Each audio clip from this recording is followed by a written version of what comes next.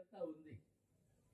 ఇప్పుడు రెండవ అక్షరం పలకడం వచ్చారు సు సు అన్నప్పుడు ఆ లోపలికి వెళ్ళిన గాలి ఏమవుతుంది చెప్పడం వల్ల బయటకు వచ్చేస్తా ఉంది. అదే యేసు. యేసు అనేటువంటి పదము సామాన్యముగా అర్థం కావడానికి చూడండి, మనం తీసుకునేటువంటి శ్వాస నిశ్వాసలు అని కనబడుతూ ఉన్నాయి. చూసారా? ఏపు గ్రంథంలో అంటాడు, ఆయన అనుగ్రహించిన శ్వాస నిశ్వాసలను కనుక ఆయన ఒకసారి వెనక్కి తీసుకుంటే లోకమంతా ఏకముగా నశిస్తుందంట. ఏకముగా అంటే ఒకేసారి సరిపోతుంది లోకం అంతా కూడా. ఆయన ప్రేమ ఎంతో అద్భుతమైనటువంటిది. ఆయన ప్రేమించేవాడిగా కనబడుతున్నాడు. ఆయన మన జీవాధిపతి. ఆయన లేకుండా ఏ జీవించదు. దినాల్లో చూస్తావు చాలా మంది నాకు వద్దు యేసు అని చెప్పడం చూస్తాం. అలాంటి వారికి నేను ఈ మాట చెప్పమని చెప్తాను. ఏం మాట చెప్పండి? ఎవరు యేసు వద్దు అని అనేవారుగా కనబడుతున్నారో అలాంటి వారు నోరు ముక్కులు గట్టిగా మూసుకోవాలి. ఈ నోరు ముక్కులు గట్టిగా మూసుకుంటే ఏమైపోతావు చెప్పండి? చచ్చిపోతావు. నువ్వు బ్రతుకు ఉన్నావు అని అంటే ఆయన అనుభవిస్తూ ఉన్నావు. ఆయన అనుభవిస్తూ కాదంటే ఇంక అంతకంటే పెద్ద పాపం ఏముంది చెప్పండి? అందుకే భూమి మీద జీవించే ప్రతి ఒక్కరు కూడా ఆ ప్రభువును కలిగి ఉండడం, ఆయన గురించి తెలుసుకోవడం ఎంతో అవసరం. ఈ గ్రామంలో ఈ మీటింగ్ జరుగుతుందని అయ్యా అమ్మ శబ్దేంద్ర ద్వారా విని నీకు తెలియకపోవచ్చు. నాకు చెప్పారు కూచిపూడిలో అన్నాను. అదేంటయ్యా, పెదరా ఊర్లో కదా మందిరం, అక్కడ కదా సేవకుల మీటింగులు, అక్కడ కదా పెట్టాల్సింది, కూచిపూడిలో ఎందుకు పెడతా ఉన్నారు అని అడిగాను నేను. అప్పుడు చెబుతా ఉన్నారు, ఇక్కడ ఇబ్బందులు ఉన్నాయన్నా, కొన్ని బైకులు చాలా డిస్టర్బెన్స్ గా ఉంటా ఉంది, అక్కడ నుంచి ఒక 10 మంది వస్తారట మందిరానికి, ఆ కారణాన్ని బట్టి అక్కడ పెడదామని చెప్తా ఉన్నారు. చూసారా దేవుని యొక్క ప్రేమ? ఆ 10 మందిని దేవుడు ఆధారం చేసుకొని జ్ఞాపకం చేసుకొని ఊరంతటి కొరకై ఈ శ్రేష్టమైన సమయాన్ని ప్రభు ఇచ్చిన వాడికి కనబడుతున్నాడు. ఆయన గురించి తెలుసుకోవడం ఎంతైనా అవసరం అనేది మనకు జ్ఞాపకం చేయబడుతూ ఉంది. దినాల్లో కొంతమంది కులములను బట్టి అతిశయించడం చూస్తాం. అందుకే కొంతమంది ఆ కులము ఈ కులం అని. నేను చెప్తాను, ఎవరు కులము వారికి గొప్ప. అంతేనా కదా? చెప్పండి. ఏ కులము తక్కువ కాదు. కాబట్టి తక్కువ ఎక్కువ అనేటువంటి దేవులో అనేకులను చూస్తాం. ఏమి కాదది, ఎవరిది వాళ్ళకి ఎక్కువ. కాబట్టి వీటన్నిటికంటే యేసుప్రభు ఎక్కువ. ఆ సంగతి చాలా ప్రాముఖ్యమైనదిగా మనకు జ్ఞాపకం చేయబడుతుంది. ఆ ఎక్కువైన యేసుప్రభు గురించిన గ్రహింపు లోకమంతరికి అవసరం అనే సంగతి మనకు జ్ఞాపకం చేయబడుతూ ఉంది. అందుకే భాగంలో చూడండి, ఈ మనుషుడు యేసు ఎవరో అని ఏం చేశాడని చెప్పండి? చూడగోరెను అనే మాట మనకు జ్ఞాపకం చేయబడుతుంది. అర్థమవుతుంది ఆయన ఎవరు? మత్తయి సువార్తలో 16వ అధ్యాయంలో అక్కడ ప్రభువు తన శిష్యులతో ఈ మాట అనడం చూస్తాం. ఏమంటా ఉన్నాడు? ప్రభు తన శిష్యులతో ఈ మాట అనడం చూస్తూ ఉన్నాం. ఏమని? చదవండి 16-13 మత్తయి సువార్త. యేసు ఫిలిప్పుదైన కైసర ప్రాంతములకు వచ్చి మనుష్య కుమారుడు ఎవడని జనులు చెప్పుకొనుచున్నారని తన శిష్యులను అడుగగా. మనుష్య కుమారుడు ఎవరు? ప్రభువు యేసుక్రీస్తు. ఆయన మానవ దేహం ఈ లోకానికి వచ్చాడు. ఆయన మనుష్య కుమారుడని దేవుడు పిలువబడుతూ ఉన్నాడు. ఆయన గురించి జనులు ఏమని చెప్పుకొనుచూ ఉన్నారు అని ప్రభువు తన శిష్యులను అడగడం చూస్తూ ఉన్నాం. అప్పుడు శిష్యులు చెప్తా ఉన్నారు. ఏమని చెప్పండి? కొందరు బాప్తిస్మం ఇచ్చి యోహానని. వాస్తవము కాదది. కాదని చెప్పుకుంటా ఉన్నారు. చూసారా? కొంతమంది చెప్పుకుంటా ఉన్నారు ఏలియా అని. కొంతమంది చెప్పుకుంటా ఉన్నారు ప్రవక్తలలో ఎవరో ఆయన అని చెప్పుకుంటూ ఉన్నారు. చూసారా? ఈయన ఫలానా అనే సంగతి లోకానికి అర్థం కావడం వల్ల ఈయన యోహానని, ఇర్మియా అని, ప్రవక్తలలో ఎవరో ఆయన అని చెప్పుకొనుచూ ఉన్నట్టుగా చెప్పడం చూస్తా ఉన్నాం. కాబట్టి మీరు చెప్పుకునేటువంటిది ఏది కూడా వాస్తవము కాదు అనే సంగతి కనబడుతూ ఉంది. అప్పుడు యేసుప్రభు అడిగాడు శిష్యులను, మీరు నాతో కూడా ఉన్నారు కదా, మీరైతే నన్ను గురించి నేను ఎవడినని చెప్పుకొనుచూ ఉన్నారు? 15వ వచనం. అందుకని మీరైతే నేను ఎవడినని చెప్పుకొనుచున్నారని వారిని అడిగాను.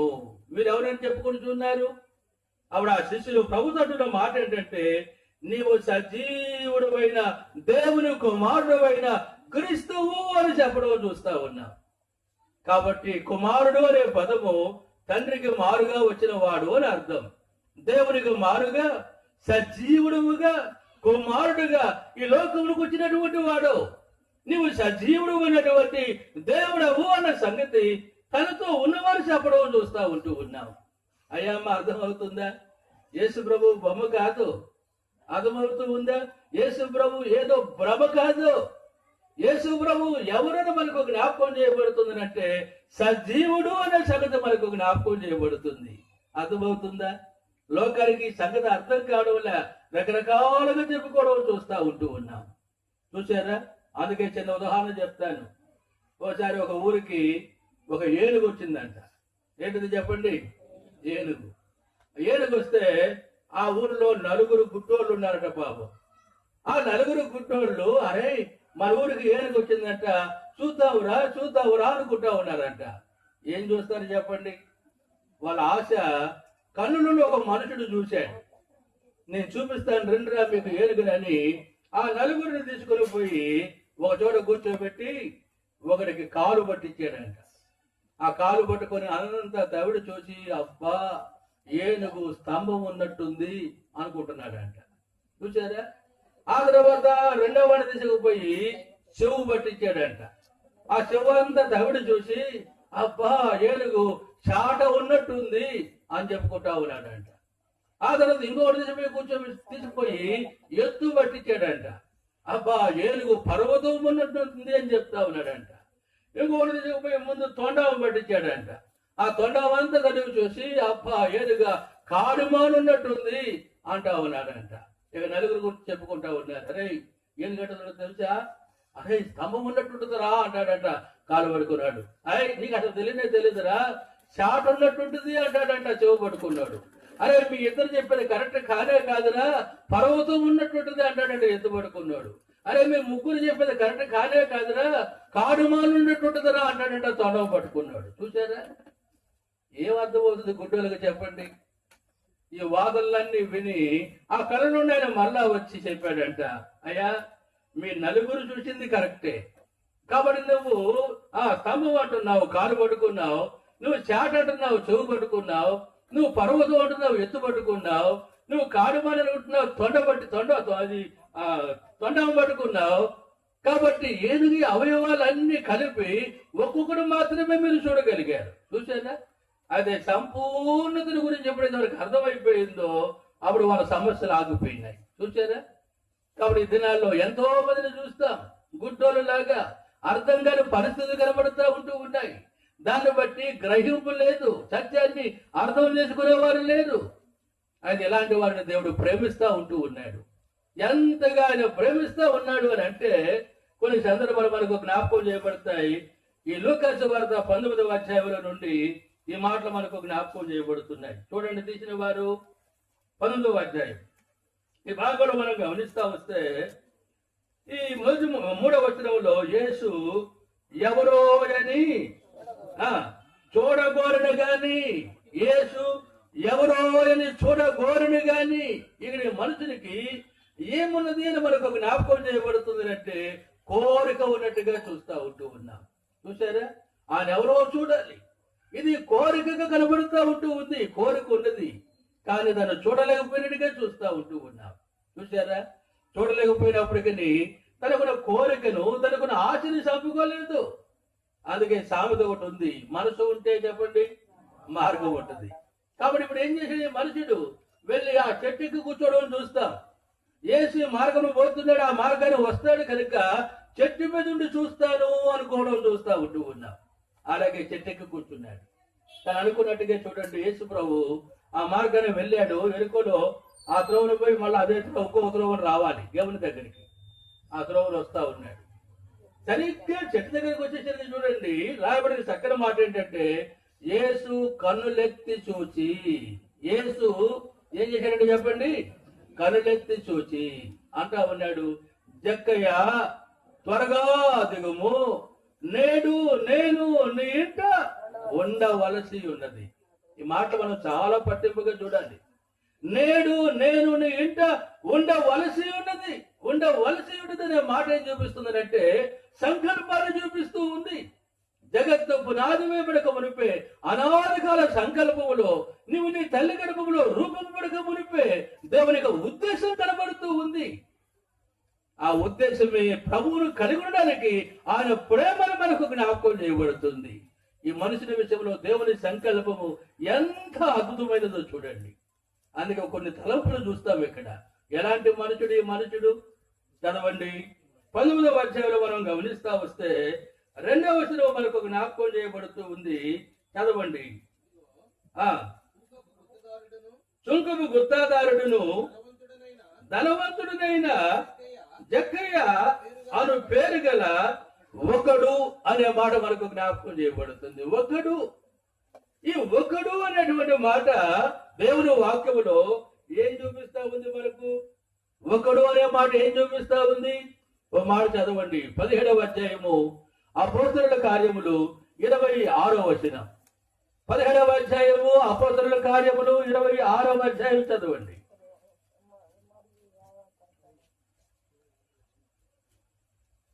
తెలియదెవరు?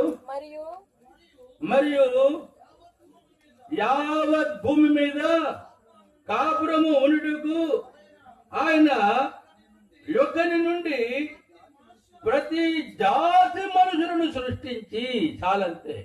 మరియు యావత్ భూమి మీద కాపురం ఉండడానికి ఆయన ఏం చేశాడంటే ఒక్కరి నుండి ప్రతి జాతి మనుషులను సృష్టించి అనే మాట దేవుని వాక్యంలో చూస్తా ఉన్నాం. ఈ జాతులన్నీ కూడా ఎక్కడి నుంచి వచ్చారో చెప్పండి? ఒకడులో నుంచే వచ్చాడు. అందుకే అందరికి ముక్కులు ఉన్నాయి, చెవులు ఉన్నాయి, చెప్పండి, కాళ్ళు ఉన్నాయి, చేతులు ఉన్నాయి, తలకాయ ఉంది, అన్ని ఉన్నాయి. భేదం లేదు. ఒకరిలో నుండి రాకపోతే జంతువులు ఎలాగున్నాయో రకరకాలుగా అలాగ మనం కూడా ఉండేవారు. ఎంత అజ్ఞానమో లోకానికి అర్థమవుతా ఉందా? కాబట్టి ఏ భేదము లేదు. ఒక్క మనుషుల నుండే లోకములు ఉండే సమస్త మనుషులందరినీ కూడా ఆయన సృష్టించిన వరకు కనబడుతున్నాడు. అందుకే కీర్తనల గ్రంథం 100వ అధ్యాయం 3వ వచనంలో ఈ మాట కనబడుతుంది. యెహోవాయే దేవుడని తెలుసుకోనండి. ఎందుకు చెప్పండి? ఆయనే మనను పుట్టించాను. ఆయనే మనల్ని ఏం చేశాడంట? పుట్టించాడు. అక్కడ సంకేసి 1 మూల భాషలు అంటాడు, మనలను మనం ఏం చేయలేదు చెప్పండి? సృజించుకోనలేదు. చూసారా? కాబట్టి మనందరినీ కూడా ఆయన సృష్టించిన వరకు కనబడుతున్నాడు. అందుకే యెషయా గ్రంథంలో కూడా ఓ మాట మనకు జ్ఞాపకం చేయబడుతుంది. 64వ అధ్యాయము తీసిన వారు చూడండి. యెషయా గ్రంథంలో మనం గమనిస్తా వస్తే ఓ మాట మనకు జ్ఞాపకం చేయబడుతుంది. 8వ వచనం. 64:8. యెహోవా నీవే మాకు తండ్రివి, మేము జగట మన్ను, నువ్వు మాకు కుమ్మరి వాడవు, మేమందరము నీ చేతి పని అయి ఉన్నాం. చూసారా? యెహోవా నీవే మాకు తండ్రివి, మేము జిగట మన్ను, నీవు మాకు కుమ్మరి వాడవు, మేమందరము ఏమై ఉన్నాము చెప్పండి? నీ చేతి పని అయి ఉన్నావు. అందుకే ఆ ఒకడనే సంగతి ఏ భేదములు లేకుండా మానవులందరిని సృజించినప్పుడు కనబడుతున్నాడు. ఆయన సృష్టికర్త అనే సంగతి, ఆయన మన నిర్మాణకుడు అనే సంగతి, ఆయన దేవుడు అనేటువంటి సంగతి ఆ ఒక్కడు అనే పదవు మనకు జ్ఞాపకం చేయబడుతుంది. అయ్యమ్మ ఎరుగుదువా? ఇంకా భేదములనే తలపంచుకుంటూ ఉన్నావా? ఏ భేదము లేదు. ఒకరి నుండి ప్రతి జాతి మనుషులను ఆయన కలిగి చేసిన వాడికి కనబడుతున్నాడు. ఆయన అందరికీ మూలమైన వాడు. ఎన్నో సంగతులు కనబడతాయి దేవుని వాక్యముల నుండి. అదే మొట్టమొదటి మనగా చూస్తా ఉన్నాం. తిరిగి ఈ 19వ అధ్యాయంలో మనం గమనిస్తా వస్తే త్వరగా ముందుకు వెళ్దాం. 2వ మాటగా మనకి ఏం జ్ఞాపకం చేయబడుతుంది? ఆ మనుషుల గురించి చూస్తే జక్కయ్య అనే మాట మనకు జ్ఞాపకం చేయబడుతుంది. ఆ మనుషుని పేరు ఏం పేరు చెప్పండి? జక్కయ్య అని కనబడుతా ఉంది. జక్కయ్య అనేటువంటి మాటకు ఉన్నటువంటి అర్థం ఏంటంటే చెప్పండి ఎవరన్నా? పవిత్రుడు అని అర్థం. జక్కయ్య అనే పదవులకు ఉన్న అర్థం ఏంటిదంటే చెప్పండి? పవిత్రుడు అని కనబడుతా ఉంది. ఎంత మంచి పేరు చూడండి, పవిత్రుడు. ఆ గ్రామంలో చూడండి, అందరూ యేసుప్రభు ఆ ఇంట్లోకి పోయినాడు. ఇప్పుడు అందరూ ఏమని చెబుతా ఉన్నారు? 7వ వచనం. అందరూ అది చూసి ఈయన పాపైన మనుషుల మీద బస చేయవలనని చాలా జరుగుకోనిరి. పేరైతేమో పవిత్రుడు, బ్రతుకైతేనేమో ఎవరు చెప్పండి? పాపి అయ్యమ్మ అర్థమవుతుందా? ఈ మనుషులకి అర్థం కాల సంగతి. నా పేరు జగ్గయ్య అంటే ఆ పేరుకున్న అర్థం ఏంటి చెప్పండి? పవిత్రుడును. అర్థమవుతుందా? పాపిని అనే సంగతి ఎంత మాత్రము అర్థం కాలేదు. చూసారా? కాబట్టి యేసు ప్రభు ఆయన పాపలను క్షమించే దేవుడు అని చెబితే నేనేం పాపం చేశానంటావు మనం. అర్థమవుతుందా? ఏ దినము దేవుని చేత దర్శించబడిన వారిగా కనబడతామో అప్పుడు మాత్రమే అర్థమవుతుంది మనము ఎవరము అనేటువంటి సంగతి. అర్థమవుతా ఉందా? ఈ సంగతి మనుషునికి అర్థం కాలేదు, కానీ ఆ గ్రామంలో గ్రామస్తులందరికీ తన క్రీడను బట్టి గమనిస్తూ ఉంటున్నావు. ఈ మనుషుడు పాపి అని చెప్పడం చూస్తా ఉన్నాం. చూడండి, మనుషులు వారి క్రీడను బట్టి పేరు పెడతారు వారికి. అర్థమవుతా ఉందా? అందుకే ఊర్లో రకరకాల పేర్లు ఉంటాయి. ఒక ఆయనకంట ఏం పేరు అంటే బొవ్వోడు అంట. ఏం పేరు చెప్పడాడు? పేరు బొవ్వోడు. బొవ్వోడు అంటే ఎక్కడ బొవ్వ పెడుతున్నారంటే అక్కడ కనపడతాడు వాడు. ఇంకా పిలవాల్సిన అక్కరలా. అందుకే ఆ ఊర్లో వాడుకున్న పేరు ఏం పేరు చెప్పండి? బొవ్వోడు. ఈయన చెప్పుకుంటూ పోలేం. ఎన్నో పేర్లు కనబడతాయి గ్రామంలో, బ్రతుకును బట్టి కనబడతా ఉంటాయి, వారి క్రీడను బట్టి కనబడుతూ ఉంటాయి. కాబట్టి మనుషుడు ఏదైనా ఒక పేరు పెట్టాడంటే వారి క్రీడను బట్టి పెడతాడు. వారి పాపములను బట్టి ఈ మనుషుడు పాపాత్ముడు అని మనుషుడు పెట్టడం చూస్తా ఉన్నాం. దేవుడు అలాగూ పెట్టడు. దేవుడు ఏమంటాడు తెలుసా? నువ్వు పాపివి కాబట్టే నువ్వు పాపం చేస్తావు, నువ్వు పాపివి కాబట్టే నువ్వు పాపివి అని దేవుని వాక్యం చెబుతూ ఉంది. అయ్యా అర్థమవుతుందా? ఏ మనుషుల కన్నా తల్లిదండ్రులు చూడండి, అరే అబద్ధాలు నేర్చుకోరా, అబద్ధాలు నేర్చుకోరా అని పిల్లలకు నేర్పుతారా? చెప్పండి, నేర్పరు. అరే దొంగతనం నేర్చుకోరా, దొంగతనం నేర్చుకోరా అని ఎవరైనా చెప్తారా? చెప్పండి, చెప్పరు. అరే బూతులు నేర్చుకోరా, బూతులు నేర్చుకోరా అని చెప్తారా? చెప్పండి, ఎవరైనా చెప్పరు. అది ఇవన్నీ చెప్పకుండానే జన్మ యొక్క పాపమును బట్టి మనుషులు ఉత్పత్తి అవుతా ఉంటూ ఉంటాయి. అందుకే ఏ భేదములు లేదు. పేరుకైతే పవిత్రులమే, కానీ బ్రతుకు దేవుని వాక్యం ఏమని చెబుతుందంటే నువ్వు పాపివి అనే సంగతి మనకు జ్ఞాపకం చేయబడుతుంది. అయ్యా అర్థమవుతుందా? అదే ఈ మనుషుల్లో కనబడుతుంది. రెండవ మాటగా తిరిగి మూడవ మాటగా మనకి ఏం కనబడుతుంది అని మనం చూస్తామనంటే ఆ రెండవ వచనంలో క్రింద నుంచి పైకి పోతా ఉన్నాం కదా, ధనవంతుడు. మూడవ మాట ఏంటి చెప్పండి? ఇక్కడ ఈ మనుషుడు ఎవరు అని మనకు జ్ఞాపకం చేయబడుతుంది అని అంటే ధనవంతుడు అని చెప్పబడుతుంది. అబ్బా మంచిది కదా ధనవంతుడు అయితే. అయ్యా చెప్పండి, మంచిది కదా. భౌతికంగా నీకు సంగతులు అర్థం కావు, ఆత్మీయంగా నీకు అర్థమైతే అప్పుడు ధనవంతుడు మంచిదో చెడ్డదో నీకు అర్థమవుతుంది. ఈ మనుషుడు ఎవరని మనకు జ్ఞాపకం చేయబడుతుంది అంటే ధనవంతుడు అని మనకు జ్ఞాపకం చేయబడుతుంది. దేవుని వాక్యం చెబుతుంది కదా, ధనాపేక్ష సమస్తమైన కీడులకు ఏంటంటే చెప్పండి మూలము అని కనబడుతుంది. ఈ ధనాపేక్ష ఎలాంటిదంటే చూడండి, సామాన్యంగా మీకు అర్థం కావడానికి చెప్తాను. ఒక 10 రూపాయలు అక్కడ పెడితే ఏ విధముగానైనా సరే ఇంకొక 10 రూపాయలు అక్కడ పెట్టాలి. చూసారా? ఒక 100 రూపాయలు అక్కడ పెడితే ఏ విధముగానైనా సరే ఇంకొక 100 రూపాయలు అక్కడ పెట్టాలి. ఒక 1,00,000 రూపాయలు అక్కడ పెడితే ఏ విధముగానైనా సరే ఇంకొక 1,00,000 అక్కడ పెట్టాలి. తృప్తి ఉండదు. ఆ ధనాపేక్ష అలాగూ పెట్టడానికి గమనిస్తాం, కానీ పనులన్నీ మనుషుడు చేసేవాడుగా ఉంటూ ఉంటాడు. ఆ ధనాపేక్ష అలాంటిదిగా కనబడుతూ ఉంది. చూసారా? అందుకే దేవుని వాక్కులో మనం చూస్తాం కదా, యేసు ప్రభు చెప్పాడు ఒక మాట. ఆ ప్రక్కనే చదవండి 17వ అధ్యాయంలో ఏమని చెప్పి, 18వ అధ్యాయంలో ఏమని చెప్పాడు ఆ మాట చూడుగా చదవండి. 25వ వచనం, ధనవంతుడు దేవుని రాజ్యములో ప్రవేశించిన కంటే సూది బెజ్జములో ఒంటి దూరుట సులభమని చెప్పెను. ధనవంతుడు పరలోక రాజ్యములో ప్రవేశించిన కంటే సూది బెజ్జములో ఒంటి దూరడం ఏంటిది చెప్పండి? సులభము. కాబట్టి తెలుగులో సూది చూసారా?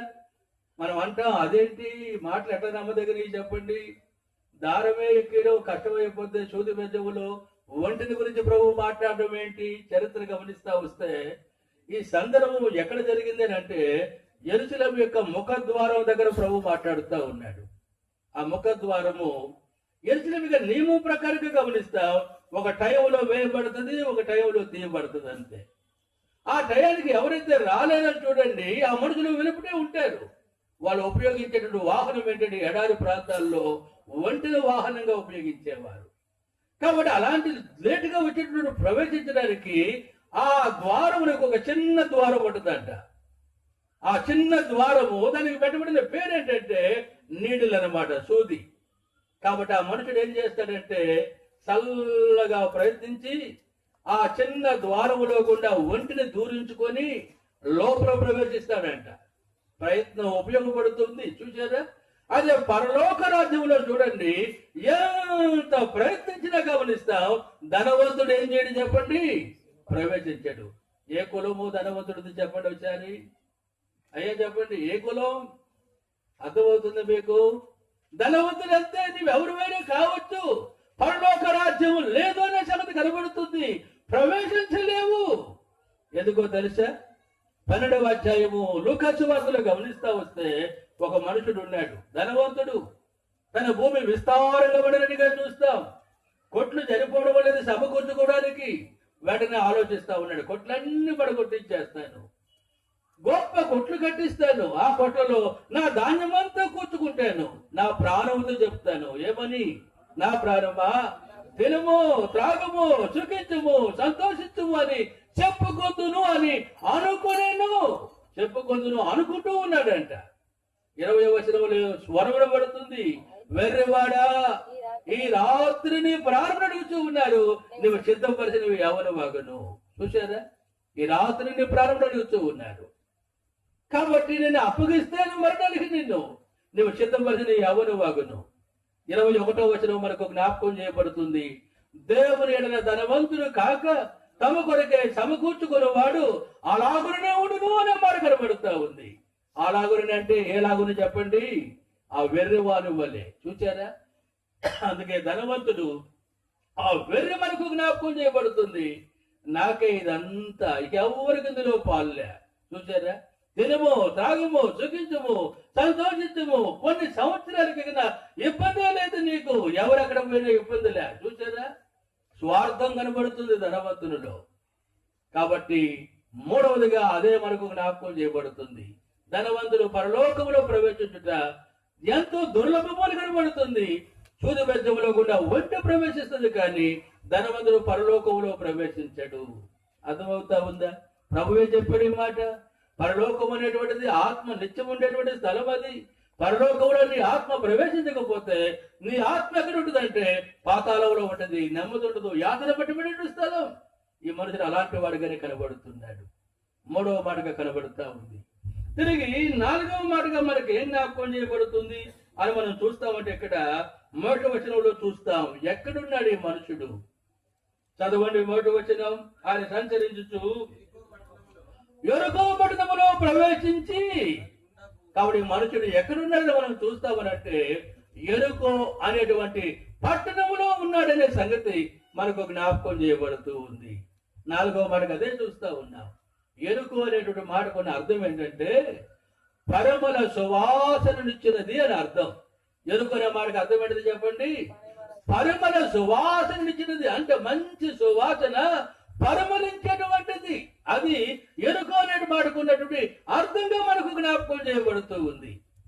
యెహోషువ గ్రంథం 7వ అధ్యాయంలో మనం గమనిస్తా వస్తే ఆ యెరికో ఏం చేయబడిందిగా కనబడుతూ ఉంది అని మనం చూస్తాము అంటే తీసిన వారు చదవండి ఒకసారి. ఆ యెరికో ఏం చేయబడిందిగా మనకు జ్ఞాపకం చేయబడుతుందని మనం చూస్తాము అంటే 7వ అధ్యాయమా 6వ అధ్యాయంలోనా ఆ మాట మనకు జ్ఞాపకం చేయబడుతూ ఉంది. 6వ అధ్యాయంలో 17వ వచనం చదవండి. ఈ పట్టణమును, యెహోషువ గ్రంథము 6వ అధ్యాయం 17వ వచనం, ఈ పట్టణమును దీనిలోనున్నది యావత్తును యెహోవా వలన చెప్పింపబడెను. ఈ పట్టణమును దీనిలో ఉన్నది యావత్తును గమనిస్తూ ఉంటాం. యెహోవా వలన ఏం చేయబడిందంటే చెప్పండి, అది చెప్పించబడెను అనే మాట దేవుని వాక్కులో మనం చూస్తా ఉన్నాం. మనం ఆదికాండంలోకి పోతే దేవుడు ఆదాముతో చెప్పాడు, నీ నిమిత్తము నేల ఏం చేయబడింది చెప్పండి, శపించబడినది అని చెప్పడం చూస్తా ఉన్నాం. యాత్రికులుగా ఉన్న ప్రభు ప్రజలకు గుర్తు చేస్తూ అపొస్తలుడు పేతురు గమనిస్తా ఉంటాం. పేతురు 2వ పత్రిక 3వ అధ్యాయంలో గమనిస్తా వస్తే ఏం చెబుతున్నాడు? పేతురు 2వ పత్రిక 3వ అధ్యాయంలో మనం గమనిస్తా వస్తే ఏం చెప్తున్నాడని మనం చూస్తాం. 10వ వచనం, 3వ అధ్యాయం 10వ వచనం చదవండి. అయితే ప్రభు దినము దొంగ వచ్చినట్లు వచ్చును, ఆ దినమున ఆకాశములు మహాధ్వనితో గతించిపోవును, పంచభూతములు మిక్కడమైన వేందముతో లయమైపోవును, భూమియు దాని మీద ఉన్న కృత్యములను కాలిపోవును అని చూస్తా ఉంటూ ఉన్నాం. చూసారా, ఒక దినం వస్తా ఉంది. ఆ దినమున ఏం జరుగుతుంది అని మనకు జ్ఞాపకం చేయబడుతుంది అంటే ఆకాశములన్నీ కూడా మహాధ్వనితో గతించిపోవును అనే మాట మనకు జ్ఞాపకం చేయబడుతూ ఉంది. ఈ దినాల్లో శాస్త్రవేత్తలు చెబుతా ఉన్నారు, భూగోళమిక మార్పులను గురించి ఎప్పుడైనా ఏదైనా ఆకస్మికంగా సంభవించే పరిస్థితులు ఉన్నాయని చెప్పడం చూస్తా ఉంటూ ఉన్నాం. ఆ దినం రాబోతూ ఉంది, లయం కాబోతూ ఉన్నాయి. పంచభూతములు మిక్కడమైన వేదముతో ఏం కాబోతున్నాయి చెప్పండి? లయం కాబోతూ ఉన్నాయి. ఏంటివి పంచభూతములు? ఒకసారి చెప్పండి. మొదటిది ఏంటి? పంచభూతములు చెప్పండి. మొట్టమొదటిది చూడండి, గాలి. రెండవది నీరు. మూడవది అగ్ని. నాలుగవది భూమి. ఐదవది ఆకాశం. ఇవి పంచభూతములుగా పిలువబడుతూ ఉన్నాయి. ఇవన్నీ కూడానంట మిక్కడమైన వేదముతో ఏం కాబోతూ ఉన్నాయి అని మనకు ఒక జ్ఞాపకం చేయబడుతుంది అంటే లయం కాబోతూ ఉన్నాయి. అర్థమవుతా ఉందా? నోవాహు దినాలలో జల ప్రళయం ద్వారా లోకాన్ని లయపరిచినట్టుగా చూస్తూ ఉన్నాం. అది ఇప్పుడున్న ఆకాశమును భూమిని దేవుడు ఏం చేశాడు? చదవండి 6-7 వచనాలు. ఆ నెల వలన అప్పుడున్న లోకము నీటి వరదలో మునిగి నశించెను. అయితే ఇప్పుడున్న ఆకాశమును భూమియు భక్తిహీనుల తీర్పును నాశనమును జరుగు దినము వరకు అగ్ని కొరకు నిలవ చేయబడినపై అదే వాక్యం వలన భద్రము చేయబడి ఉన్నది. ఆకాశం నుంచి అగ్ని వస్తుంది. ఆ అగ్ని చేత లోకము ఏమైపోతుంది అని మనం చూస్తామనంటే దహించబడేదిగా కనబడుతుంది. ఇలాంటి తీర్పు లోకానికి రాబోతూ ఉంది. కారణం ఏంటంటే ఇది శాపగ్రస్తమైన లోకం, లయం కాబోతూ ఉంది. అలాంటి దేశంలో లేకపోతే అలాంటి స్థలంలో ఈ మనుషుడు ఉన్నట్టుగా చూస్తాం. అయ్యా అమ్మ, ఆ మనుషుడే కాదు, నీవు కూడా ఇలాంటి అపాయకరమైన పరిస్థితులలో ఉన్నావనే సంగతి సందర్భముగా దేవుని వాక్యం మనకు జ్ఞాపకం చేస్తూ ఉంది. చూచారా? అది ఇప్పుడు 5వ మాటగా మనకి ఏం జ్ఞాపకం చేయబడుతుంది అంటే ఆ 19వ అధ్యాయం 1వ వచనములో లూకాసు వార్తలో మనం చూస్తూ వచ్చినప్పుడు ఆయన అనే మాట కనబడుతుంది. ఆయన సంచరించుచు యెరికో పట్టణములో ప్రవేశించి దాని గుండా పోవచ్చు ఉండెను. ఆయన 3వ వచనంలో గమనిస్తా వస్తే ఆయన ఎవరు అని మనకు జ్ఞాపకం చేయబడుతుంది అంటే యేసు అని మనం చూస్తా ఉన్నాం. చూసారా? కాడు మానవులను రక్షించిన కొరకై ఆయన అనేటువంటి పదం స్త్రీ సంతానముగా ఆదికాండం 3:15 వచనాన్ని అనుసరించి యేసు అనేటువంటి నామములో ఆయన లోకములకు వచ్చినట్టుగా చూస్తా ఉంటూ ఉన్నాం. అయ్యా, అర్థమవుతుందా? ఆయన మనుషుడు కాదు, సాక్షాత్ దేవుడు. మన రక్షణ కొరకై మానవ దేహానికి నుండి వాడికి లోకానికి రావడం చూస్తాం. కారణం ఏంటో తెలుసా? ఎబ్రీ పత్రిక 9వ అధ్యాయం 16వ వచనం. మరణ శాస్త్రము ఎక్కడ ఉండునో ఆడ మరణ శాస్త్రమును రాసిన వారి మరణం ఏంటిది చెప్పండి? ఆవశ్యకం. కాబట్టి మరణ శాసనం పాపం మరణం. ఈ మరణాన్ని శాసించినటువంటిది ఎవరని మనం చూస్తామనంటే దేవుడు అని మనకు జ్ఞాపకం చేయబడుతుంది. ఆ మరణ శాసనం కొట్టివేయబడాలంటే ఏ దేవుడైతే మరణ శాసనాన్ని శాసించాడో ఆయన మరణించాలా అనే సంగతి మనకు జ్ఞాపకం చేయబడుతుంది. 17వ వచనం చూడండి. ఆ శాసనమును రాసిన వాడు మరణము పొందితేనే అది చెల్లును, ఆ శాసనమును రాసిన వాడు జీవించుచూ ఉండగా అది ఎప్పుడైనా చెల్లునా? చూచారా? కాబట్టి ఆయనకు మరణము లేదు. కారణం ఏంటంటే ఆయనకు దేహము లేదు. ఆయన మన కొరకు మరణించాలంటే ఆయనకు దేహం కావాలి. అందుకే సృష్టికర్త అయిన దేవుడు గమనిస్తాం. జగత్తు పునాది వేయబడక మునిపే మన విషయమైన ఆయన సంకల్పం గమనిస్తా ఉంటూ ఉంటాం. యేసు ఈ లోకంలో పుట్టుకకు 300 సంవత్సరాలకు పూర్వమే ప్రవచనాలు కనబడుతూ ఉన్నాయి. యెషయా గ్రంథం 7వ అధ్యాయం 14వ వచనం. ప్రభువు తానే ఒక సూచన మీకు చూపును. చూచారా? ఏంటా సూచన? ఆరోగ్యుడి కన్యక గర్భవతి అయి కుమారుడు కన్నును, ఆయనకి ఇమ్మానుయేలుని పేరు పెట్టును అనే మాట ప్రవచనము ముందుగానే చెప్పబడడం చూస్తా ఉంటూ ఉన్నాం. చూచారా? సృష్టికర్త అయిన దేవుడు కన్యమరే గర్భములో లోకములో మనందరి కొరకు ప్రాయచిత్తం కావడానికి దేహం ఆయనకు అవసరం కనుక ఆయన కన్య గర్భములు ఈ లోకానికి వస్తాడనే సంగతి ఇది ప్రభువు చూపేటువంటి సూచనని చెప్పడం చూస్తా ఉన్నాం. 9వ అధ్యాయం 6వ వచనంలో రాయబడింది, మనకు శిశువు పుట్టెను. చూసారా, మనకు శిశువు పుట్టెను. పుట్టెను అనే పదం ఎందుకు మన కొరకు చెప్పబడుతుందని అంటే, పుట్టకపోతే మరణం లేదు. అర్థమవుతుందా? పుట్టకపోతే మరణము లేదు. దేవుడు సాక్షాత్తు రాగలడు భూమి మీదకి. ఆయన వస్తే ఆయన మరణించలేడు. ఆయన మరణించకపోతే మన పాపములకు ఏమి లేదు చెప్పండి, ప్రాయశ్చిత్తం లేదు. చాలా మంది అంటారు, అయ్యా ఆయన చనిపోవడం ఎందుకయ్యా, శరీరంగా ఎందుకు రావాలయ్యా, దేవుడు కావాలే దిగి వస్తే చనిపోను కదా, అప్పుడే నమ్మకపోయినామా అంటాము మనం కదా. చెప్పండి, దేవుడిగా దిగి వస్తేనంట అప్పుడే నమ్ముతామంట. చూసారా, దేవుడిగా దిగి వస్తే నమ్మేది ఎక్కడ? తిమోతి మొదటి పత్రిక చివరి అధ్యాయం 16వ వచనంలో రాయబడిన మాట ఏంటి? సమీపంబరాని తేజస్సులో ఆయన మాత్రమే వసించు ఏం కలిగి ఉన్నాడు చెప్పండి, ఆయన అమరత్వం. ఏ మనుషుడు సమీపించలేడు. వాక్యాధారంగా ఆయన వెలుగు గురించి చెప్పబడుతుంది. రవికోటి తేజుడు అంట ఆయన. ఏ తేజుడు చెప్పండి? ఆయన రవికోటి తేజుడు. రవి అంటే సూర్యుడు, కోటి అంటే చెప్పండి 100 లక్షలు. 100 లక్షల సూర్యులు ఏకమై భూమి మీదకి వస్తే పాపభూషణమైన ఈ లోకం భస్మమైపోతుంది, బూడిదైపోతుంది. చూసారా, ఆయన రాకడ శిక్ష కొరకు కాదు, ఆయన రాకడ రక్షణ కొరకు. అందుకే మహిమంతా విడిచిపెట్టి గమనిస్తాం.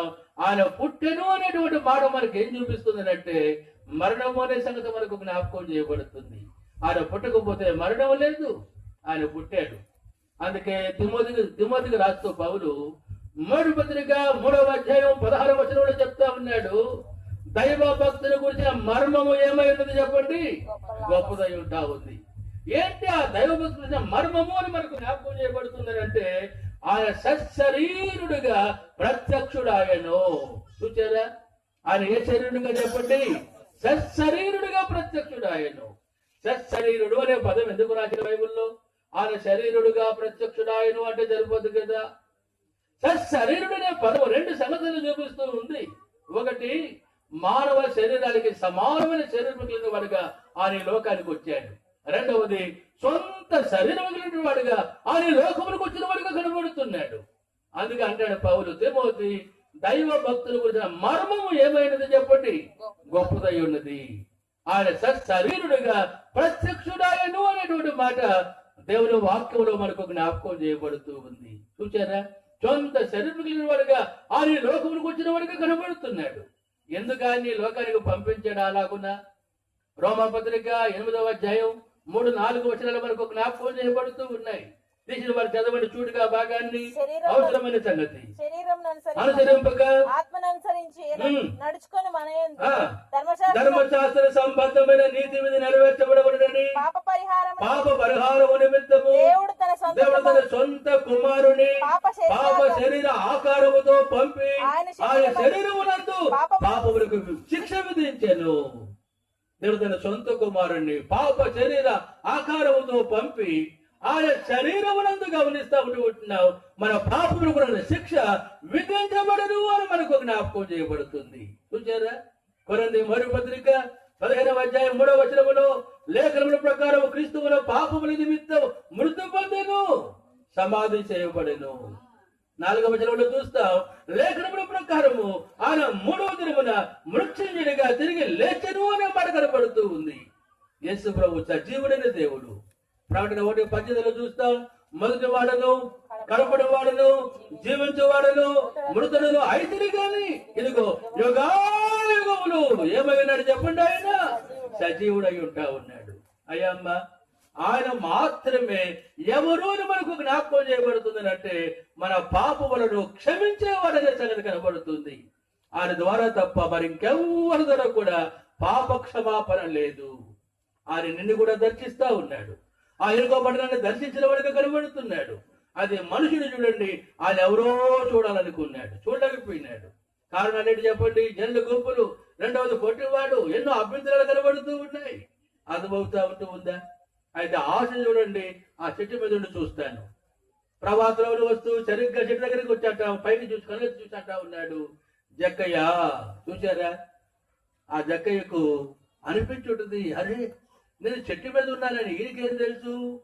సరే, నా పేరు ఈయనకేమి తెలుసు? చూసారా, నువ్వెక్కడున్నావో తెలుసు, నువ్వేం చేస్తున్నావో తెలుసు, నీ పేరు తెలుసు, నువ్వు పుట్టక ముందే తెలుసు, జగత్తు పునాది వేయబడక మునిపే ఆయన ఎరుగు ఎన్నో సంగతుల లేఖనాలు ఉన్నాయి. యోహాను సువార్త 2వ అధ్యాయంలో 24వ వచనం మనకు ఒక జ్ఞాపకం చేయబడుతుంది. యేసు అందరినీ ఎరిగిన వాడు. చూసారా, అంత మాత్రమే కాదు, ఆయన మనుషుని యొక్క ఏం ఎరిగిన వాడు చెప్పండి? ఆంతర్యం ఎరిగిన వాడు అనే సంగతి కనబడుతుంది. అయ్యా, మా నిన్ను ఆయన ఎరిగిన వాడుగా కనబడుతున్నాడు. అందుకే ప్రభు అన్నాడు అక్కడికి వచ్చి, జక్కయ్య త్వరగా దిగము, నేడు నేను నీ ఇంట ఉండవలసి. ఎంత అద్భుతమో చూడండి. జక్కయ్య త్వరగా దిగము, నేడు నేను నీ ఇంట ఉండవలసి ఉన్నది. ఎక్కడున్నాడు ఈ మనుషుడు చెప్పండి? చెట్టు మీద ఉన్నట్టుగా చూస్తూ ఉంటూ ఉన్నాం. అర్థమవుతా ఉందా? యేసుప్రభు అంటున్నాడు త్వరగా దిగు అని చెప్తా ఉన్నాడు. కాబట్టి చెట్టు మీద ఉన్న మనుషుడిని యేసుప్రభు త్వరగా దిగమనడం ఏంటి? ఇక్కడ మనకు 2 సంగతులు కనబడతాయి. చెట్టు మీద ఈ సంగతి మనకి ఏం చూపిస్తా ఉంది అని అంటే, ఎప్పుడు మనం చెట్టు మీద ఉంటామో త్వరగా అని చెట్టు క్రింద ఉంది మనం అంటే, తరువాత అంటాడు చెట్టు మీద ఉన్నాడు. అర్థమవుతుందా? అది ఈ తరువాత అనేటువంటి పదము ఎక్కడి నుంచి ఆరంభమైందంటే చెట్టు మీద నుండే ఆరంభమైంది. చూసారా, అది ఆదికాండం 3వ అధ్యాయంలో మనం చూస్తాం. అవతో సర్పములో ప్రవేశించి సాతానుడు, మీరు ఆ వృక్ష ఫలములు తినండి, మీ కనులు తెరవబడతాయి, దేవతలలో ఉండిపోతారు, మంచి చెడ్డలు ఎరిగిన వారు అవుతారు, తినండి తరువాత అని చెప్పడం చూస్తా ఉన్నాం. అలాగ తిని ఏమైపోయినది చెప్పండి? ఆ తర్వాత ఏం జరిగిందో అందరికీ తెలుసు. అందుకే తరువాత అనేటువంటి పదం ఏం చూపిస్తుందంటే, తరు అనేటువంటిది వృక్షము అని కనబడుతూ ఉంది. చూసారా, ఇప్పుడు వాత అంటే చెప్పండి, ఇక ఏం అర్థాలు లేవు. వాత అంటే వాతే. అక్కడ నుండి గమనిస్తాం, సర్వ మానవాళికి గమనిస్తాం. ఈ వాత ఏ వాతని చూస్తామనంటే తరువాత తరువాత తరువాత. చూసారా, తరువాత అంటే రేపు. రేపు అనే దానికంట ఏమి లేదు చెప్పండి అయ్యా, రూపు లేదు. మనం నిన్నటి వారమే గాని రేపటి వారం కాము. దేవుని మహాకృపను బట్టి ఈ దినాన్ని దేవుడు నీకు ఇచ్చిన వరకు కనబడుతున్నాడు. ఇది దేవుని ప్రేమ. ఆయన అంటా ఉన్నాడు, త్వరగా దిగుము, నేడు నేను నీ ఇంట ఉండవలసి ఉన్నది. అందుకే దేవుని ప్రజలుగా దైవ సంబంధమైన సంకల్పం మనలో నెరవేర్చడానికి దేవుడు త్వరగానే మాట చెప్పడం చూస్తా ఉన్నాం. తరువాత అనేటువంటిది అపవాది యొక్క ఆయుధం. అర్థమవుతా ఉందా? అది మనుషులు చూడండి, తరువాత అని అననే అనలేదు. 6వ వచనం చదవండి. అతడు త్వరగా దిగి సంతోషముతో యేసుప్రభుని ఏం చేశాడు చెప్పండి? చేర్చుకున్నట్టుగా చూస్తా ఉన్నాం. చూసారా, త్వరగా దిగాడు, సంతోషముతో యేసుప్రభుని చేర్చుకున్నాడు. ఇప్పుడు యేసుప్రభు ఎక్కడున్నాడని మనం చూస్తామనంటే జక్కయ్య ఇంట్లో ఉంటా ఉన్నాడు. ఇప్పుడు జక్కయ్య ఎక్కడున్నాడని చూస్తామనంటే యేసుప్రభు ఎదుట కనబడుతున్నాడు. చూసారా, ఇది ఒక చిన్న మాట మనకి ఏం జ్ఞాపకం చేస్తుందో తెలుసా? కీర్తనల గ్రంథము 90వ అధ్యాయము 8వ వచనంలో మనం గమనిస్తా వస్తే ఆడో మాట కనబడుతుంది. ఆ కీర్తనల గ్రంథకర్త అంటాడు ఏమనంటే, నీ ముఖ కాంతిలో, ఎక్కడంటే చెప్పండి, నీ ముఖ కాంతిలో మా రహస్య పాపములు కనబడుతూ ఉన్నాయి. చూసారా, నీ ముఖ కాంతిలో మా రహస్య పాపములు కనబడుతూ ఉన్నాయి. జక్కయ్య వెంటనే చూడండి, ఇదిగో ప్రభువా, ఎవని నేను అన్యాయముగా దేన్నైనా తీసుకుంటే నేనేం చేస్తాను చెప్పండి? 4 గంటలు చెల్లిస్తాను. 1వ కొరింథీ 6వ అధ్యాయంలో 9వ వచనంలో చెప్పబడుతుంది, అన్యాయస్తులు దేవుని రాజ్యములకు వారసులు కానరని మీకు తెలియదా అని చెప్పడం చూస్తా ఉన్నాం. దేవుని రాజ్యానికి ఆటంకకరమైన అన్యాయాన్ని ఒప్పుకుంటా ఉన్నాడు. ఇదిగో ప్రభువా, ఎవని యొద్దనైనను ఏదైనా నువ్వు అన్యాయముగా తీసుకుంటే నేనేం చేస్తాను చెప్పండి? 4 గంటలు చెల్లిస్తాను. తర్వాత చెబుతా ఉన్నాడు, ఇదిగో ప్రభువా, నా ఆస్తిలో సగము అమ్మి ఎవరికి ఇస్తాను చెప్పండి? పేదలకు ఇచ్చేస్తాను. చూసారా, పేదలకు ఎవరు ఏం చూపిస్తా ఉంది చెప్పండి? కీర్తనల గ్రంథము 8వ అధ్యాయం అని చెప్పండి ఆ మాట. సామెతల గ్రంథంలో మనం గమనిస్తా వస్తే అక్కడ మనకి ఏమని జ్ఞాపకం చేయబడుతుంది అని మనం చూస్తాం. తీసిన వారు చదవండి ఆ భాగం. కీర్తనల గ్రంథంలో మనం గమనిస్తా వస్తే ఓ మాట మనకు జ్ఞాపకం చేయబడుతుంది. 19వ అధ్యాయం 17వ వచనం. పేదలను కనికరించువాడు, యెహోవాకు అప్పిచ్చువాడు.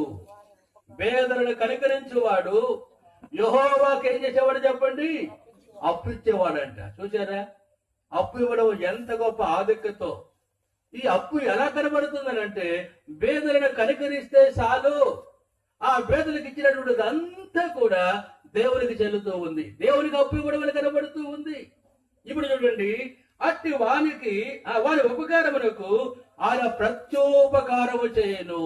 చూచారా, నువ్వేం చేస్తావో పేదలకి అది దేవునికి అప్పుగా చెల్లుతూ ఉంది. ఆ అప్పుకి దేవుడు ప్రత్యోపకారం చేసేవాడిగా ఉంటాడంట. జక్కయ్యలో ఎంత అద్భుతమైన మార్పు చూడండి. బయట అంటా ఉన్నారు, ఈ మనుషుడు పాపైన మనుషుల యొక్క యేసుప్రభు ఉండడానికి వెళ్ళాడని చదువుతూ ఉన్నారు. అయితే లోపలి మనుషుడు ఏమైపోయినాడో తెలుసా? పరిశుద్ధుడు అయిపోయినట్టుగా చూస్తా ఉన్నాం. ఎంత అద్భుతమో చూడండి. ఇప్పుడు 9వ వచనంలో యేసుప్రభు చెప్పాడు, ఇతడును ఎవరు కుమారుడు చెప్పండి? అబ్రహాము కుమారుడు. ఎందుకనగా నేడు ఇంటికి ఏమొచ్చినది చెప్పండి? రక్షణ వచ్చి ఉన్నది అని చెప్పడం చూస్తాం. అయ్యా అమ్మ, రక్షణ అనేటువంటి పదం శిక్ష నుండి విడిపించబడుతున్న సంగతి మనకు జ్ఞాపకం చేయబడుతుంది. ఆ మనుషుడే కాదు, మనుషులందరి విషయంలో ప్రభు కోరిక. తిమోతి మొదటి పత్రిక 2వ అధ్యాయం 4వ వచనములో ఆయన ప్రభువు యేసుక్రీస్తు మనుషులు అందరూ రక్షణ పొంది సత్యమును గురించినటువంటి అనుభవ జ్ఞానం గలవారై ఉండాలని ఆయన ఏం చేస్తున్నాడంటే చెప్పండి? ఇచ్చిన చూపునట్టుగా చూస్తూ ఉంటూ ఉన్నాం. ఈ రక్షణ పొందకుండా దేవుని గురించినటువంటి అనుభవ జ్ఞానాన్ని నువ్వు చెప్పలేవు.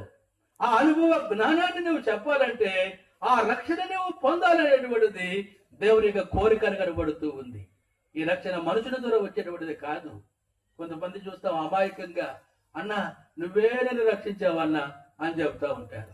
చూసారా, కొంతమంది చెబుతారు, నేనే ఈమెను రక్షించాను, నువ్వేమైనా రక్తం కార్చావా, ప్రాణం పెట్టావా, ఆ కొరకు ఏమైనా చనిపోయినావా, తిరిగి ఏమైనా లేచావా? చూడండి ఎంత బుద్ధిహీనమైన మాటలు. ఇలాంటి మాటలు చెప్పి అనేకులను మాయ చేస్తూ ఉంటాం మనం. అర్థమవుతుందా? కాబట్టి రక్షణ ఏ మనుషుని ద్వారా కాదు, ఇది దేవుని ద్వారానే కనబడుతూ ఉంది. అందుకే ఈ రక్షణ దేవునిది అని మనకు కనబడుతూ ఉంది. చదవండి, కీర్తనలు 3వ అధ్యాయము 8వ వచనంలో చూస్తాం, రక్షణ యెహోవాది. రక్షణ ఎవరిది చెప్పండి? యెహోవాది అని మనకు జ్ఞాపకం చేయబడుతూ ఉంది. ఆ తర్వాత పంతులో మనకి ఏం జ్ఞాపకం చేయబడుతుందంటే, నీ ప్రజల మీదకి నీ ఆశీర్వాదం వచ్చును గాక అని చెప్పడం చూస్తా ఉన్నాం. ఏ మనుషుడు రక్షణ పొందిన వాడిగా కనబడుతున్నాడో ఆ మనుషుడు దేవుని ప్రజ అవుతాడు. ఏ మనుషుడు దేవుని ప్రజ అవుతాడో ఆ మనుషుని మనకి దేవుని ఆశీర్వాదం వస్తుంది అనే సంగతి దేవుని వాక్యంలో మనకు జ్ఞాపకం చేయబడుతుంది. అయ్యా అమ్మ, నీవు శాపగ్రస్తులుగా పాపిగా ఈ లోకంలో మరణించడం దేవునికి ఏమాత్రం కూడా ఇష్టం లేదు. అందుకే దేవుని ఆశీర్వాదం పోవడానికి, దేవుని బిడ్డగా చేయడానికి ఈ రక్షణ నువ్వు పొందాలనేటువంటిది దేవుని కోరిక. 12వ అధ్యాయ కీర్తనలు 5వ వచనంలో చివరి భాగం అంటాడు, రక్షణను కోరుకొను వారికి నేను రక్షణను కలుగజేసేదనని యెహోవా సెలవిచ్చుచూ ఉన్నాడు. చూసారా, నువ్వేమి చేయక్కర్లే. ప్రభువా, జన్మ కర్మ పాపాన్ని కలిగి ఉన్నా, నా కొరకు ఈ లోకానికి వచ్చావు, నా శిక్షణంగా పొందావు, రక్షణ నా కొరకు నువ్వు సిద్ధపరిచావు, ఆ రక్షణ నాకు ఇయ్యి ప్రభు అంటే చాలంతే, కోరుకుంటే చాలంటే ఆ మనుషుల కంట ఆయన రక్షణ కలుగు చేస్తాడని జ్ఞాపకం చేయబడుతుంది. అయ్యా అమ్మ, రక్షణ పొందావా? ఇంకా పొందలేదా? ఇంకా నువ్వు రక్షణ పొందకపోతే కొరింథీ 2వ పత్రిక 6వ అధ్యాయము 2వ వచనం మనకు జ్ఞాపకం చేయబడుతుంది. తీసిన వారి చదవండి ఒకసారి. కొరింథీ 2వ పత్రిక 6వ అధ్యాయంలో మనకు జ్ఞాపకం చేయబడుతుంది. 2వ వచనం తీసిన వారి చదవండి.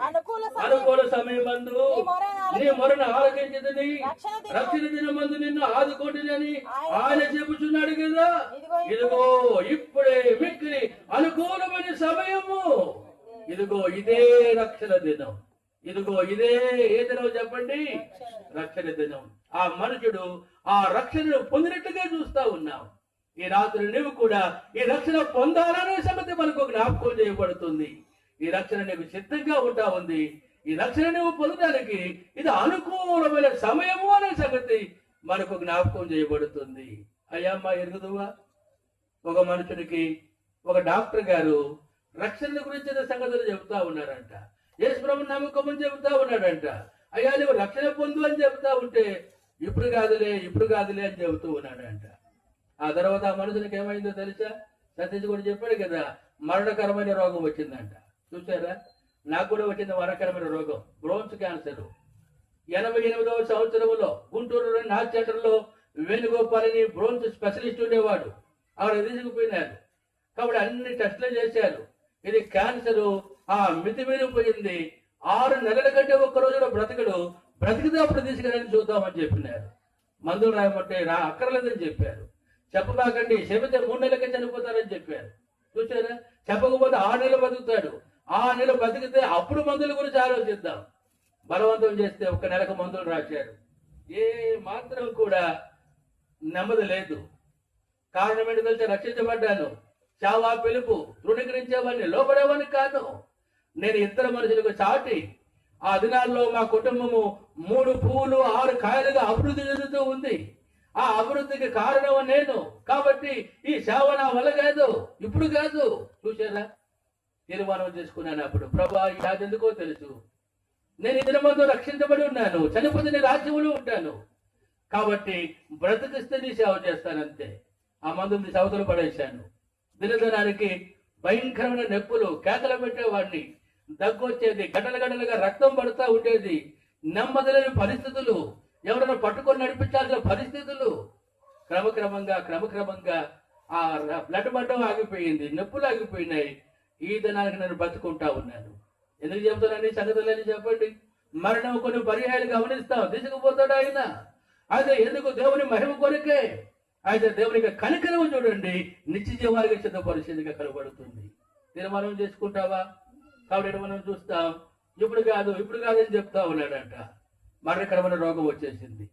డాక్టర్ దగ్గరికి పోయినాడు, అన్ని టెస్టులు చేశారు. కాబట్టి ఆ రోగాన్ని నుంచి విడిపించుకోవాలంటే మందులు వాడాలి. ఆ తర్వాత డాక్టర్ని అడిగారంట, డాక్టర్ గారు ఈ మందులు ఎప్పుడు మొదలు పెట్టుకుంటావు, ఎప్పటి నుంచి వాడుకుంటావు అని అడిగాడంట. ఆ డాక్టర్ గారు చెప్పారంట, 1 సంవత్సరం ఆగు, సంవత్సరం ఆగిన తర్వాత అప్పటి నుంచి మొదలుపెట్టు మందులు అని చెప్పాడంట. అర్థమవుతుందా మీకు? అప్పుడు అన్నాడంట, అయ్యో డాక్టర్, ఇది మరణకరమైన రోగం అని చెప్పావు కదా, సంవత్సరం ఆగిన తర్వాత మందులు వేసుకోమంటా ఉన్నావే, చచ్చిపోతాను కదా. అర్థమవుతుందా? అది అంత చక్కగా తెలిసిందే, ఇది తెలియదా నీకు? చెప్పండి. పాపక్షమాపణ పొందుకుంటా, దేవుడు నీ కొరకు ఉచితంగా వచ్చిన రక్షణ పొందుకుంటా, వాయిదాలు వేసుకుంటూ చనిపోతే గమనిస్తూ ఉంటాం. అర్థమవుతుందా? నిత్య నరకం, అజ్ఞానదు, పురుగు చావదు, యుగాయుగములు అంటావేమో ఎవరు చూసి వచ్చారని. నువ్వే పోయి చూస్తావు. ఆ తర్వాత ప్రయోజనమే లేదు. అర్థమవుతా ఉందా? ప్రయోజనమే లేదు. కొంతమంది అంటారు, ఆడకు పోయి నాకు చూసుకుందామలయ్యా అంటారు. అర్థమవుతా ఉందా? ఆడకు పోయి నాకు చూసుకునేది ఏమి ఉండదు, చూస్తూ ఉండాల్సిందే.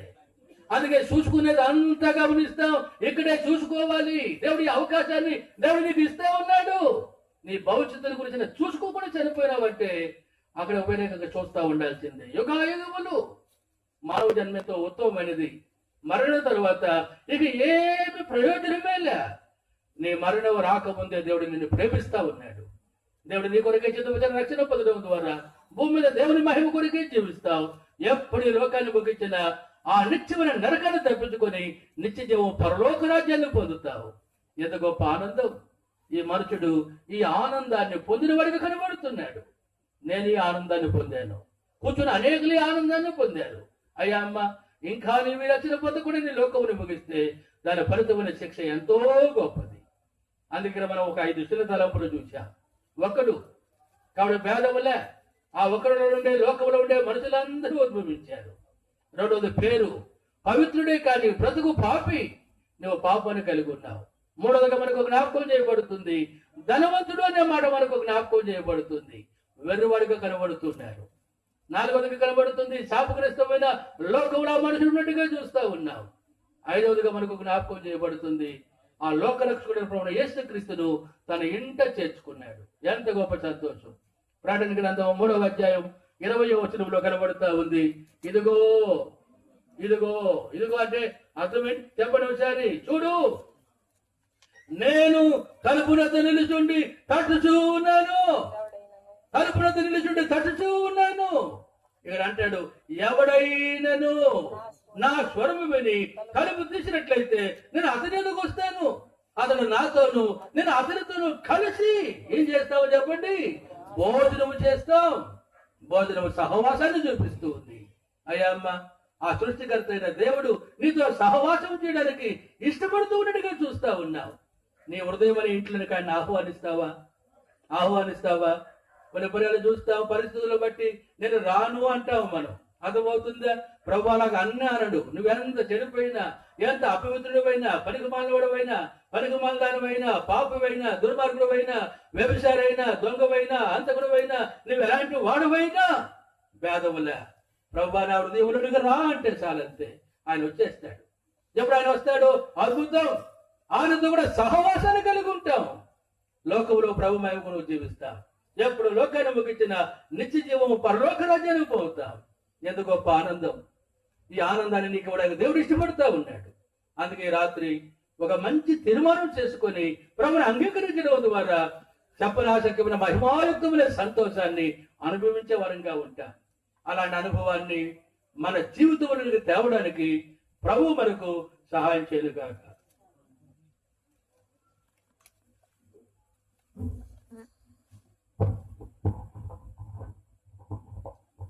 ప్రార్థన చేసుకుందాం.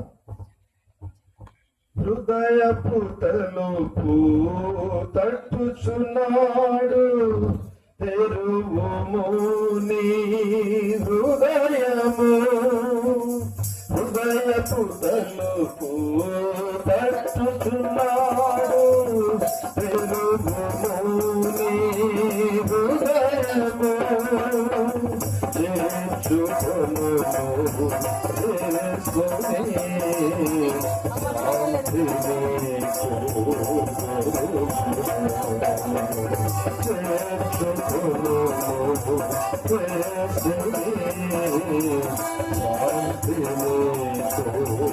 చేర్చుకొను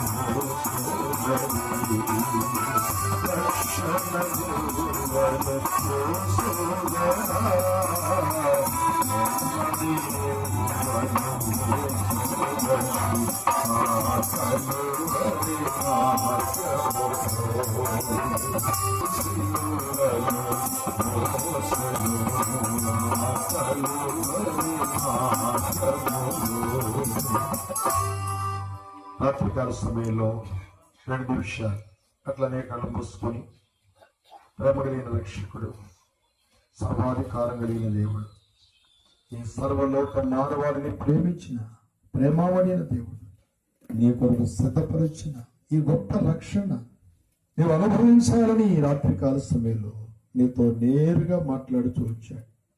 ఆనాడు ఎరికో పట్టణంలో సంచరించినటువంటి దేవుడు శాపగ్రస్తమైన జీవితాన్ని కలిగి సాగిపోతున్న నీ ఎడల ఎంతో దయపాలించాడు. ఈ సత్యాన్ని గుర్తించావు.